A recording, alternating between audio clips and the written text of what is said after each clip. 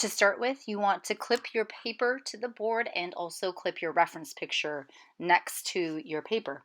And you want to test your paper because it does have a rough textured side. That's the side you want to work on. You can see we're starting off with vine charcoal first, and I've sharpened mine so I have a more precise point. And I'm getting the length of the eye first.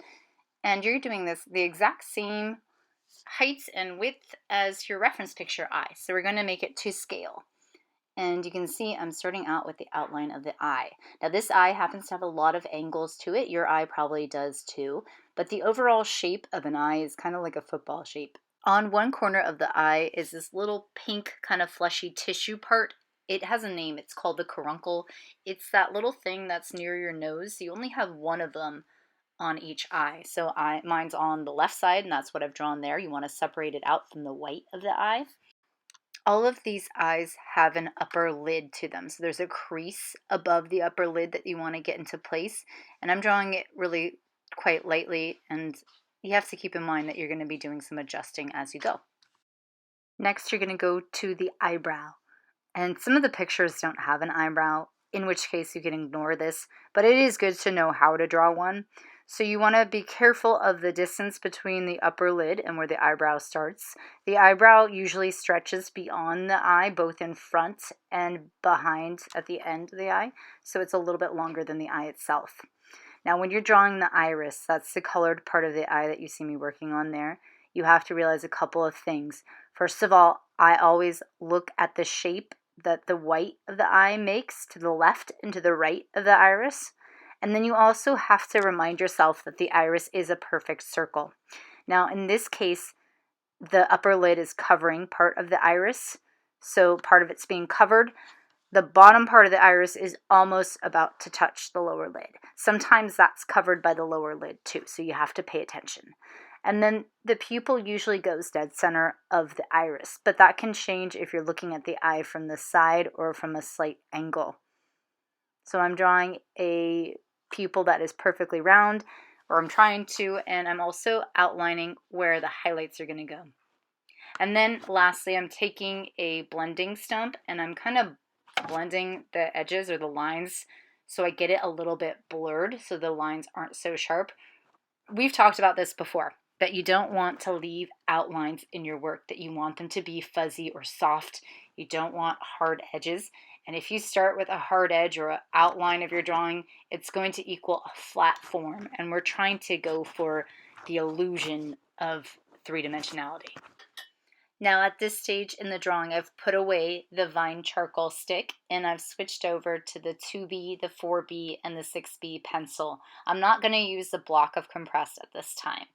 And you can see I'm starting out lightly shading the caruncle, that corner piece of the eye, and then I'm going right in for the iris. Now that iris has kind of a dark rim around it.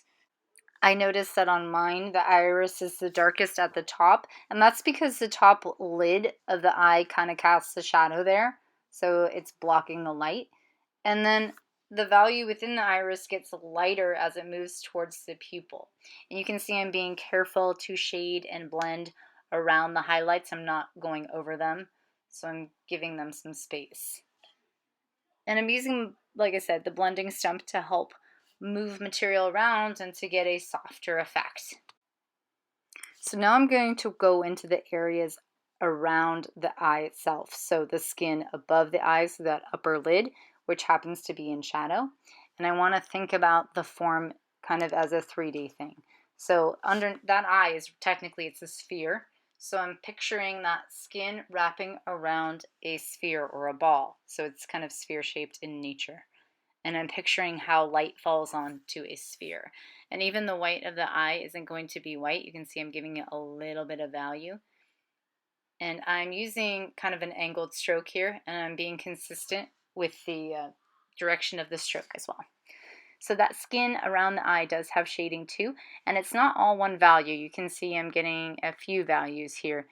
As it approaches inward towards where the nose would be, it gets even darker. So you kind of have to picture the eye is recessed within the eye socket itself.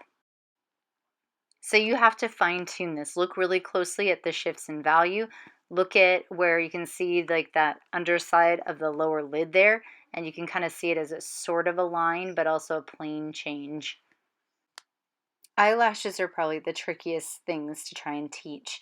Oftentimes when I'm painting eyelashes, I don't draw all of them. I just make it look like the person has eyeliner on and I flick out a few lashes. Here I'm not going to draw all of them either, because if you draw every single eyelash that you can see in the photo, there's a real chance that the eye can look weird. Like it looks like the eye's hairy. So I'm just drawing a few. The direction of your stroke is super important here. And it's also important that you have a couple that kind of cross over or like bend towards each other. So on the right side, the eyelashes curve out to the right. In the middle, it's almost like they go upright, but they're not a perfect vertical. To the right, they curve right. So it's almost like the hands of a clock. They fan out that way. So if you're confused, call me over. I'm happy to show you the direction of them. And then I also soften the edges or draw them in with the blending stump too.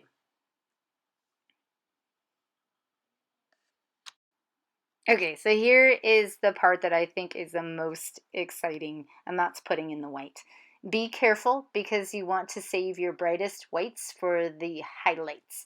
So I am putting a little bit of white on the left side of the eye. I'm not putting any white to the right of the iris, where it's still technically the white of the eye, but it's not white. It's a white eye that's in shadow on that side. I am going to the highlights and popping those in with some bright whites. And then there's a few areas below the eye and above on the forehead that you can see that I went in with that white on. And just because you put away the black pencil while you were working on the white doesn't mean that you shouldn't take it back out again at the end of the drawing to make some final adjustments. The goal with this is that you pay close attention to your reference picture, that you aim for trying to create a drawing that has volume and mass. And I want an eye that looks believable, that looks like it could be blinking. And guess what? I want these posted up on the whiteboard with your name on them. I think they'll be a good addition to have on the boards.